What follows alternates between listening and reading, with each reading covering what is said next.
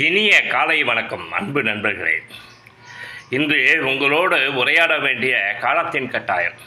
ஏன்னா என்னை போன்ற ஒரு பட இயக்குநர்கள் மற்றும் உதவி இயக்குநர்கள் நிறைய பேர் சோர்ந்து சுண்ணாம்பாகி போராட்டத்தோட அலைச்சலில் டயர்டாகி என்னடா இது இவ்வளோ கனவு கண்டோம், இதுக்காக சின்ன வயசுலேருந்து ஓடி வந்தோமே, நம்மளால் சாதிக்கவே முடியாதா அப்படின்னு இருக்கிறப்போ உங்களுக்கெல்லாம் பாடம் சொல்வதற்கு போல ஒரு திரைப்படம் வைக்கிறது.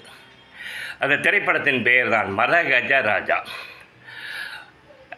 அக்கௌண்ட்ஸ் படி 13 வருஷம், அதுக்கு முன்னாடி ஒரு ப்ரீ ப்ரொடக்ஷன் ஒரு 6 மாதம் 1 வருஷம் வச்சிங்களேன்.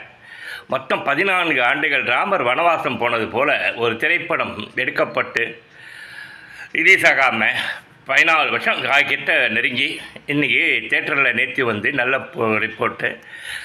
நீலச்சட்ட மாறன் உட்பட எல்லாருமே போகிறாங்க, படம் போர் அடிக்கல, ஜாலியாக இருக்குன்ட்டு. கொஞ்சம் யோசித்து பாருங்கள், அந்த திரைப்படத்தை தயாரித்த தயாரிப்பாளருடைய பார்வையில் இந்த 12 ஆண்டுகள் குறைஞ்சபட்சம் எப்படி நிம்மதி இல்லாமல் இருப்பார். வட்டி கட்டணும், படம் வர ரிலீஸ் ஆகல பிரச்சனை, எத்தனை இரவுகளை தூக்கமாக இருப்பார், தூக்கத்தை தொலைச்சிருப்பார். ஏன்னா அவ்வளோ கோடி முதலீடு இருக்குல்ல படத்துக்குள்ள, அதோட இன்ட்ரெஸ்ட்டு எக்ஸட்ரான்ட்டு. ஆக நேரம் என்பது எத்தனை பேர் பயமுறுத்தியிருப்பாங்க அவரை பார்த்து, இனிமேலாம் வரைக்காவாது, இனிமேல் படத்தை வச்சு ரிலீஸ் பண்ணுறது ஒன்று தான், கடப்பில் போகிறது ஒன்று தான்ட்டு சொல்லியிருப்பாங்க. ரிலீஸுக்கு வேறு ஒரு 1,50,00,000 வேறு தேவை.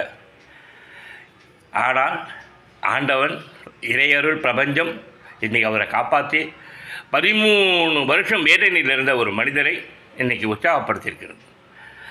இதுதான் சார் நம்ம வாழ்க்கையோட ஒப்பிட்டுக்கணும். என்னதான் உழைப்பு, என்னதான் முயற்சி, என்னதான் நம்மக்கிட்ட திறமை எல்லாம் வச்சு பிரயத்தனம் பண்ணாலும் நேரம் என்று ஒன்று வரணும் சார். இந்த படமே எடுத்துட்டான் தயாரிப்பாளர், அதுக்கு நேரம் பாருங்கள். அந்த படத்துக்கு நேரம் வந்து இந்த பொங்கலுக்கு இருக்குது 14 வருஷம் கழிச்சு, இந்த பொங்கலுக்கு இருக்குது 12-13 வருஷம் கழிச்சு. ஒத்துக்கிறீங்களா? நம்புறீங்களா? நம்பிதாங்க ஆகணும். இது உங்களுக்கு மட்டும் இல்லை, எனக்கு சேர்த்து சொல்கிறீங்க. இந்த பொங்கலில் சினிமாவே இல்லைன்னாலும் பழகுக்கு கற்றுக்கணும், மனசை தேய்ச்சிக்க கற்றுக்கணும். ஐயோ, இந்த பிரபஞ்சத்தில் நமக்கு இந்த பிறவியில் சினிமாவில் சாதிக்கக்கூடிய ஆசீர்வாதம் நமக்கு கம்மியாக இருக்குது, நேரம் நமக்கு சாதகமாக இல்லை, நமக்கு விதிக்கப்படலைன்னு எடுத்துக்கணும்.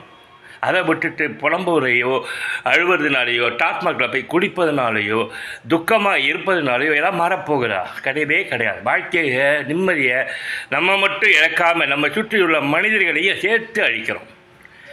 அதனால் இந்த போகி பண்டிகை எல்லாத்தையும் கொளுத்துறா மாதிரி உங்களுடைய எண்ணங்களையும் கொளுத்தி நேரம் தாண்டா வாழ்க்கைன்னு சொல்லிட்டு தை பிறந்தா வழி பிறக்கும்னு நம்புங்க.